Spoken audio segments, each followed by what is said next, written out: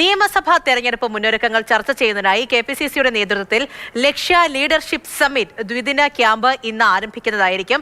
വയനാട് സുൽത്താൻ ബത്തേരിയിലുള്ള സപ്ത convention സെന്ററിലാണ് ഈ camp നടക്കുക.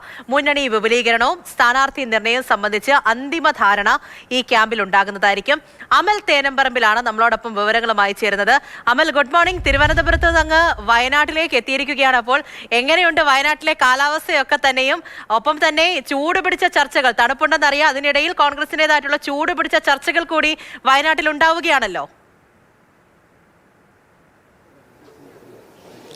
പൂജ, ഇന്നലെ വലിയ തണുപ്പില്ലായിരുന്നു, പക്ഷേ ഇന്നിപ്പോൾ രാവിലെ നല്ല തണുത്തൊരു അന്തരീക്ഷമാണ് വയനാട്ടിലുള്ളത്. ഇവിടെ സപ്ത കൺവെൻഷൻ സെന്ററിലാണ് ഈ പരിപാടി നടക്കുന്നത്. വിപുലമായി തന്നെയുള്ള പരിപാടികൾ, പ്രധാനപ്പെട്ട നേതാക്കളെല്ലാം തന്നെ ഇതിനോടകം തന്നെ ഇവിടേക്ക് എത്തിച്ചേർന്നിട്ടുണ്ട്. ഈ കൺവെൻഷന് ശേഷം അല്ലെങ്കിൽ ലീഡർഷിപ്പ് സബ്മിറ്റിന് ശേഷം വരാനിരിക്കുന്ന നിയമസഭാ തെരഞ്ഞെടുപ്പിൽ എങ്ങനെ മുന്നോട്ട് പോകണം എന്ന കാര്യത്തിൽ ഒരു അന്തിമ ധാരണയുണ്ടാക്കും. അതോടൊപ്പം തന്നെ വളരെ നിർണായകമായ പല വിഷയങ്ങളിലും തീരുമാനമെടുക്കേണ്ടതായിട്ടുണ്ട്. അത് നിലവിലെ സിറ്റിംഗ് MLA മാർ മത്സരിക്കുന്നതടക്കമുള്ള വിഷയങ്ങളിൽ, മുന്നണി വിപുലീകരണം അടക്കമുള്ള വിഷയങ്ങളിൽ തീരുമാനമുണ്ടാകേണ്ടതുണ്ട്. അങ്ങനെ വളരെ പ്രധാനപ്പെട്ട വിഷയങ്ങൾ, അതോടൊപ്പം തന്നെ വിവാദമായി നിൽക്കുന്ന രാഹുലിന്റെ സ്ഥാനാർത്ഥിത്വം അടക്കമുള്ള വീണ്ടും മത്സരിക്കണമോ വേണ്ടയോ എന്നുള്ള തർക്കങ്ങളൊക്കെ നിലനിൽക്കുന്നതിനിടെയാണ് ഈ ക്യാമ്പ് നടക്കുന്നത് എന്നുള്ളൊരു പ്രത്യേകത കൂടിയുണ്ട്. AP അനിൽകുമാർ ചേരുന്നുണ്ട്.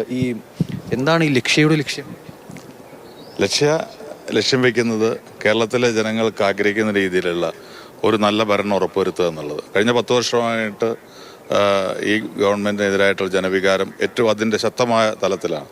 അതുകൊണ്ട് ജനങ്ങളോടൊപ്പം നിന്ന് ഒരു പുതിയ നല്ല ഒരു ഗവൺമെന്റ് കേരളത്തിൽ വരിക എന്നുള്ള ലക്ഷ്യം ഞങ്ങൾക്കുണ്ട്. പ്രധാനപ്പെട്ട ചർച്ചാ വിഷയങ്ങൾ എന്തൊക്കെയായിരിക്കും? എന്തെല്ലാം വിഷയങ്ങളിലാണ് തീരുമാനം പ്രതീക്ഷിക്കുന്നത്? ഞങ്ങൾക്ക് 2 തലത്തിലാണ് കാണുന്നത്. ഒന്ന്, ഞങ്ങൾ തദ്ദേശ സ്വയംഭരണ തെരഞ്ഞെടുപ്പിൻ്റെ വിലയിരുത്തൽ, നിയമസഭാ തെരഞ്ഞെടുപ്പിൻ്റെ മായി ബന്ധപ്പെട്ട് കേരളത്തിലെ മുഴുവൻ നിയോജകമണ്ഡലങ്ങളിലെയും കാര്യങ്ങൾ പ്രത്യേകം പരിശോധിക്കും. അതോടൊപ്പം ഈ ഗവൺമെൻറ്റിനെതിരായിട്ടുള്ള പ്രക്ഷോഭ പരിപാടികളുടെ ഒരു റിപ്പോർട്ടിങ്ങും അതുപോലെ തന്നെ അതിനുള്ള രൂപരേഖയും ഞങ്ങൾ ഉണ്ടാക്കും. ഇനിയുള്ള 3 മാസക്കാലം ആ രീതിയിൽ സംഘടന പ്രക്ഷോഭ പരിപാടികൾ ഏറ്റെടുത്ത് മുന്നോട്ട് പോകും.